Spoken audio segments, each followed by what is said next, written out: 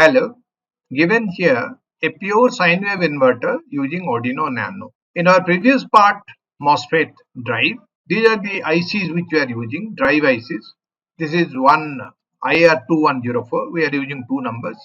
We had discussed also about the bridge configuration in our previous parts, where there are four N-MOSFETs, common Z44 MOSFET, N-MOSFET. Then we have made some filtering arrangement with the load. This load is connected in series with an inductor because it has to filter out the high frequency.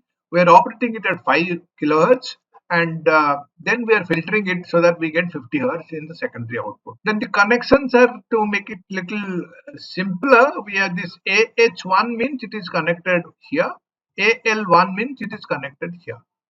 We have discussed that how this MOSFET operates. This is on, this is also on.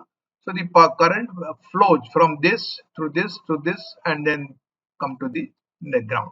And in the negative half cycle, it goes this and this conduct through the load, and that is how we get AC. The only difference here is that we are using a Arduino Nano here, and it has got only one output we have taken deliberately. We will see the program also that we have inverted it to get a complementary input to these two driving ICs. Then when we switch on this, we find weighted sine wave weighted PWM, and this is the pure sine wave which we are getting. If you see this PWM, you can see how it is changing and how we get the sine wave accordingly.